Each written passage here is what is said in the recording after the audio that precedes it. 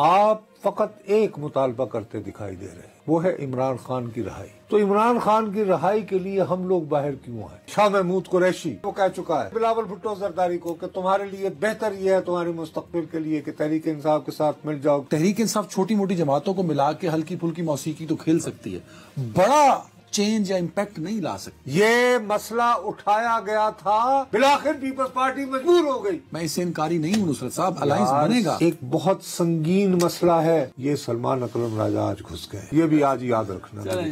تحریک انصاف ابھی تک کوشش کر رہی تھی کہ ہم سولو کھیلیں، ان کو بہت لوگوں نے سمجھایا کہ صاحب جس قسم کے حالات کا آپ سامنا کر رہے ہیں ایسے حالات میں سولو نہیں کھیلا جا سکتا، آپ کو اتحاد بنانے ہوتے ہیں۔ تو انہوں نے جان بوجھ کر یہ کیا کہ نسبتاً کمزور جماعتوں سے، یعنی عددی اعتبار سے، محمود خان اچکزئی صاحب کی جماعت سے کیا، اختر مینگل صاحب کی جماعت سے کیا، اور اس کا نام رکھ دیا تحریک تحفظ آئین پاکستان۔ بات جب بھی نہیں بنی، کیونکہ کوئی ایسا واقعہ ہونا چاہیے نا جو لوگوں کو جل کر سکے۔ اس کے بعد پھر یہ محمود خان اچکزئی کی اصرار پر، کیونکہ بہرحال جو بھی تم کہہ لو، محمود خان اچکزئی ایک پرانے سیاسی کھلاڑی ہیں۔ اسی طرح شاید خاقان عباسی صاحب ہزاروں اختلاف کر سکتے ہیں، لیکن بہرحال 88 سے وہ ایکٹیو پالیٹکس میں ہیں۔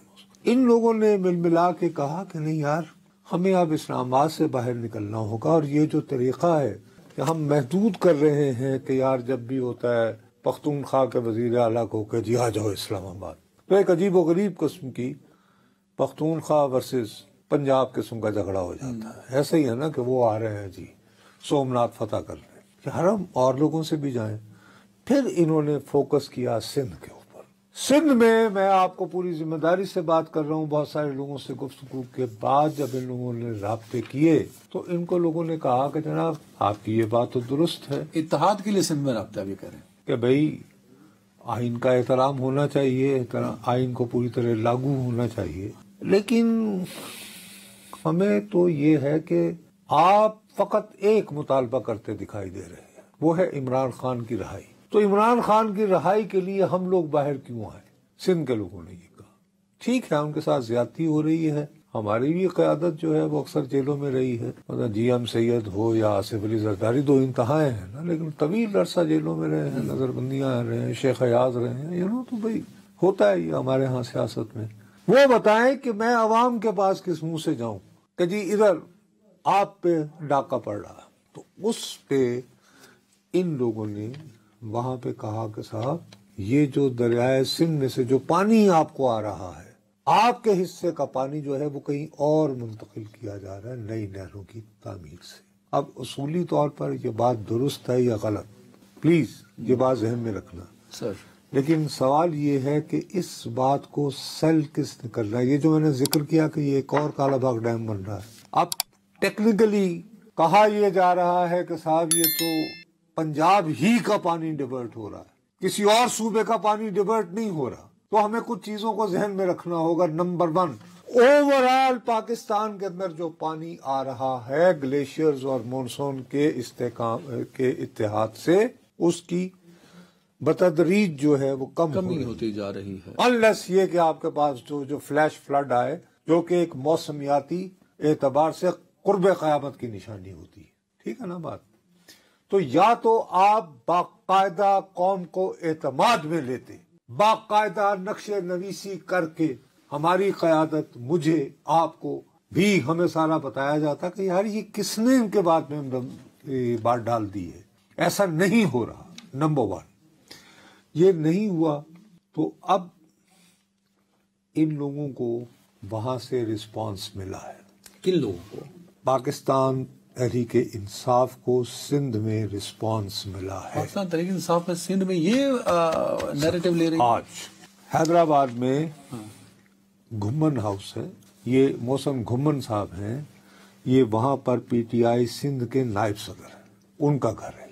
وہاں پر آج ایک ملٹی پارٹی قسم کی کانفرنس ہوئی، ٹھیک ہے، اس میں سندھ کے قوم پرست جماعتیں بھی تھیں، چاہے چھوٹی بڑی۔ اس سے پہلے بائی دا وے وہ پیر پگاڑا صاحب اور جی ڈی اے کی جماعتوں سے بھی ملاقاتیں کر چکے ہیں، ڈاکٹر فہمیدہ مرزا سے، ذوالفقار مرزا سے، قادر مقسی، and above all پیر صاحب پگاڑا. ٹھیک ہے.